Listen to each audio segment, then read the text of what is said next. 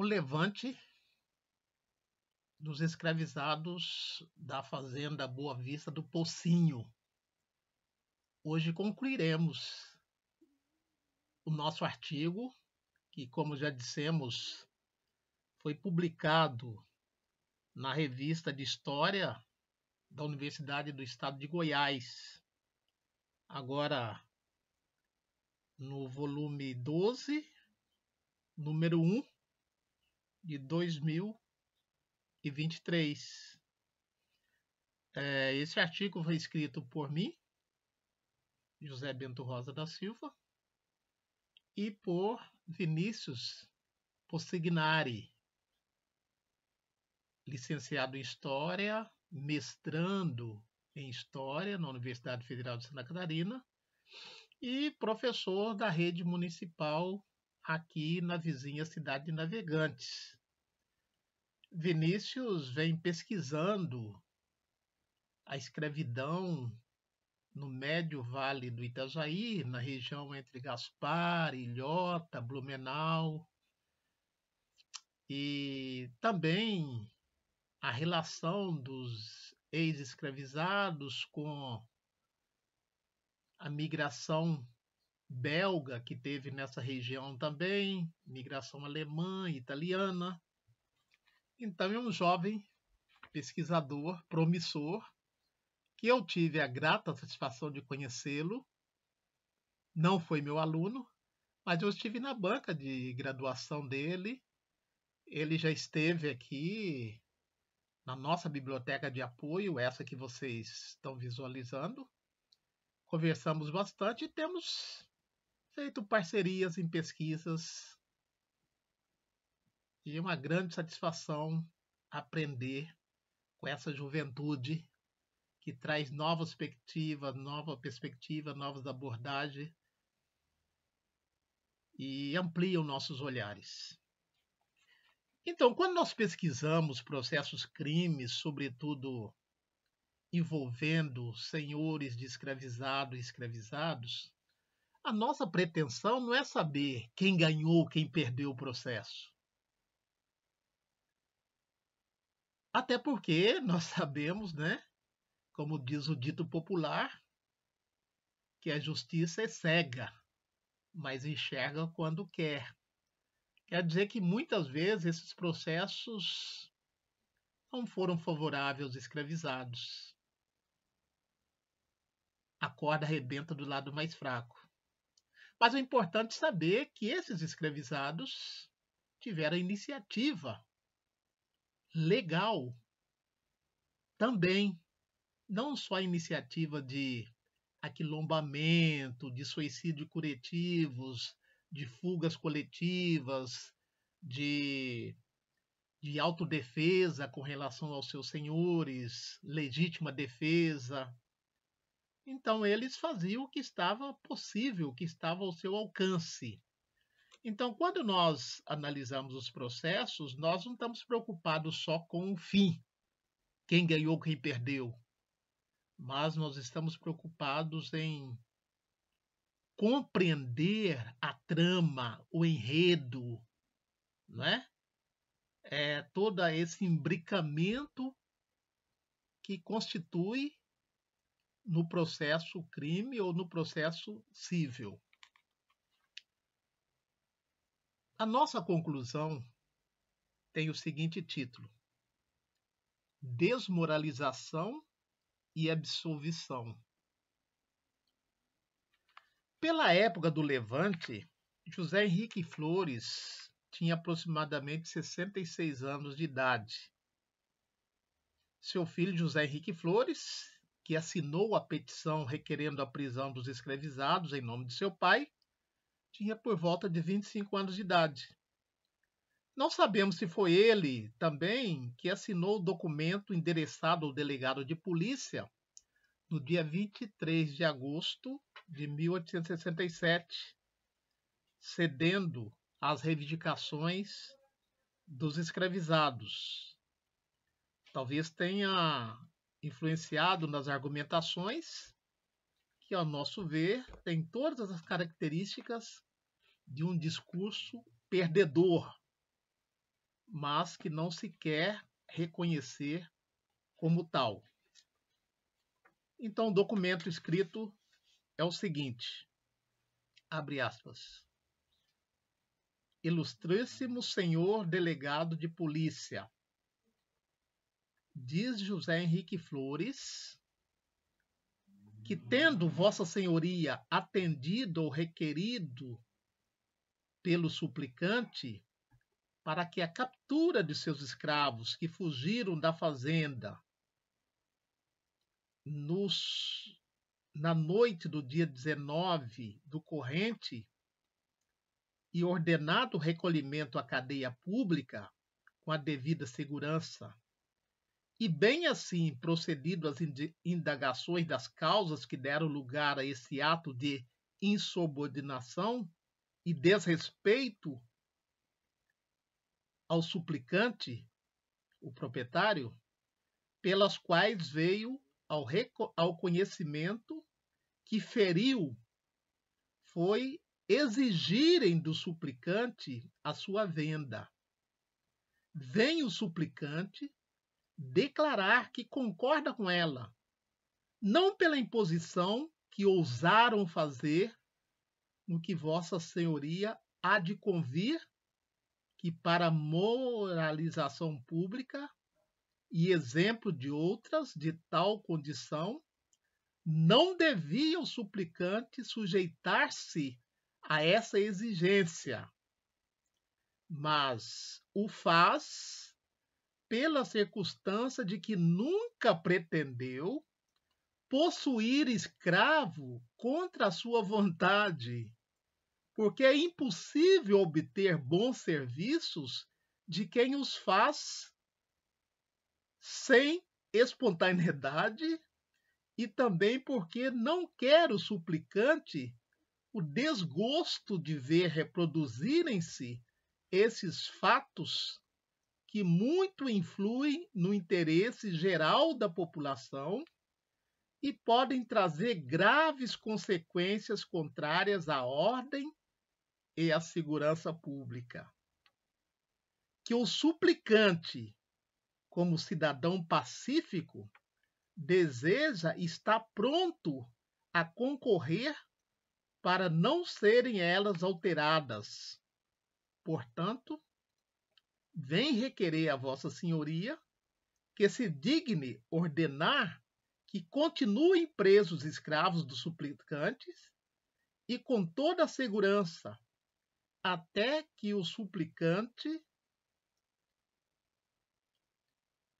procura a sua venda, como melhor entender, sendo unicamente solto quando o suplicante assim o requerer. Nesses termos, para Vossa Senhoria dar o seu deferimento de justiça.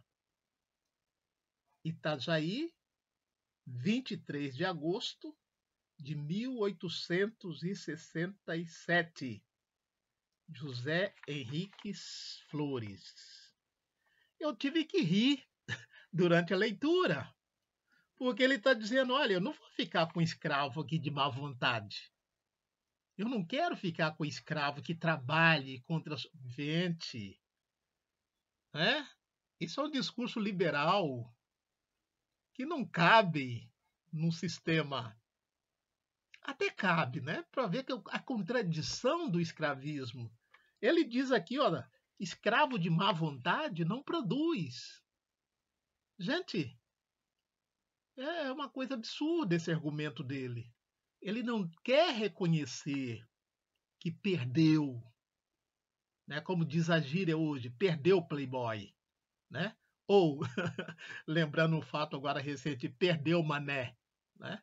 Então veja, e ele diz o seguinte, eu não deveria aceitar as reivindicações dele porque eu estaria dando mau exemplo. Isso poderia fazer com que outros tomassem a mesma iniciativa, outros escravizados. Mas como eu sou uma pessoa que não quero ficar com escravo que trabalhe de má vontade, eu vou procurar vendê-los, mas o Senhor os deixa presos até que eu consiga vendê-los, né? Então, tive que rir quando, né, li, porque realmente é um discurso desmoralizante, né? Ele se viu desmoralizado, os brios ofendidos, onde já se viu essa negrada me impor condições, ainda mais muitos deles sendo africanos, né? Então, a gente traz esses processos justamente para evidenciar essas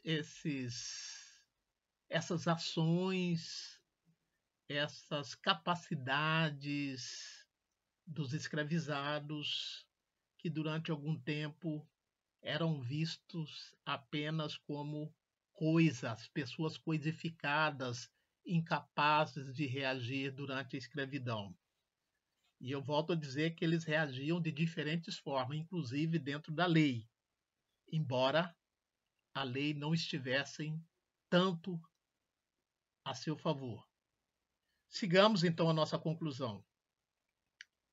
José Henrique Flores, segundo as leis, não cometera crime, pois afirma Antônio Pereira Liberato, o delegado, abre aspas, vistos autos e pelo autodeprecante feito aos escravos, Simão, Antônio, Belisário, Sabino, Pedro, Davi, Mariano, Francisco, Matias e Luiz, de propriedade do capitão José Henrique Flores, verifica-se pelos depoimentos dos mesmos escravos que nos mesmos escravos não foram praticados servícias ou outra qualquer ofensa física que possa qualificar de criminoso o ato que deu lugar à apresentação dos mesmos escravos neste juízo.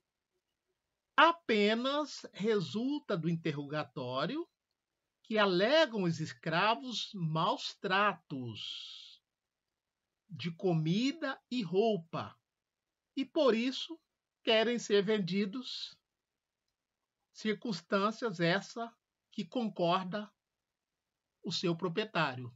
Fecha aspas. Ora, gente, falta de comida, roupa, falta de roupa, isso não é violência? Isso não é crime? Por isso eu disse, num determinado momento, que a escravidão era uma violência institucionalizada. Havia limites para o castigo dos escravos. Dependendo do crime, ele poderia levar 50 chibatadas. Se o senhor excedesse, aí sim ele teria cometido o crime. Então veja, né? Segundo a leitura jurídica da época, José Henrique Flores não cometeu crime, porque ele não cometeu violência físicas dos escravizados. Fecha aspas. O algoz que se metamorfoseou em vítima, foi assim que entendemos parte do discurso de Flores, quando diz que sentiu-se ferido com as exigências dos subordinados em relação à venda. E completa com o orgulho ferido que preferia vendê-los a ter que lidar com escravos insatisfeitos no seu plantel. Fica explícita a visão dos que olhavam a partir do lado de dentro da Casa Grande. E mais, disse que seu ato poderia ser interpretado como um aceno e incentivo à desordem, mas que, mesmo assim, preferia correr o risco de ser execrado pela moralidade pública. Por outro lado, foi uma declaração pública em favor de manter a ordem da escravaria em tais circunstâncias. Em momento algum, o proprietário reconhece que foram os escravizados que, no dia seguinte à fuga, se entregaram ao delegado, fazendo a denúncia de maus-tratos. Para ele, o José Henrique Flores, foi uma ação da força pública que teria os levado à prisão. Além disso, elogiando a pretensa eficácia da autoridade e seus subordinados. E para demonstrar ainda que tinha alguma autoridade, solicita ao delegado que o solte quando ele, proprietário, tiver feito a venda dos escravizados, de forma a evitar algum distúrbio na ordem social. Não sabemos quanto tempo ficaram ainda presos até que fossem comercializados. Nesse interim, o proprietário teve que arcar com as dívidas contraídas com os presos, além de ter que pagar as custas do processo a bagatela de R$ 31.000. José Henrique Flores ainda viveu mais uns 20 anos após ter sofrido esse revés de seus escravizados. Ato que pode ter sido comemorado por seus desafetos, que pelo visto não eram poucos, e que ficou registrado, embora não divulgado pela imprensa da época, tanto que, pelo desejo de alguns de seus descendentes, ele não deveria ser biografado. Contudo, a tradição oral e documentos esparsos nos permitiram conhecer tal fato, até porque faz parte da história. E Clio, sem dúvida, ajudou-nos mais uma vez. Esta foi a história do levante dos escravizados do coronel José Henriques Flores. Sendo a história pública, é nosso dever publicizá-la. Não só esse acontecimento, mas todos aqueles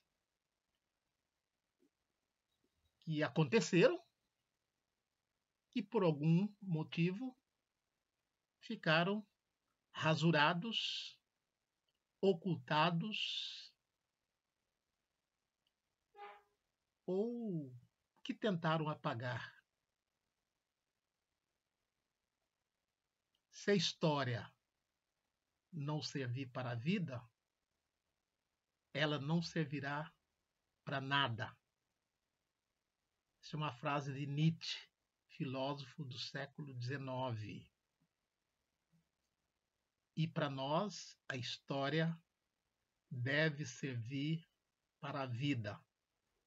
Por isso, nós fazemos, pesquisamos e divulgamos histórias, sobretudo a história daqueles historicamente subalternizados.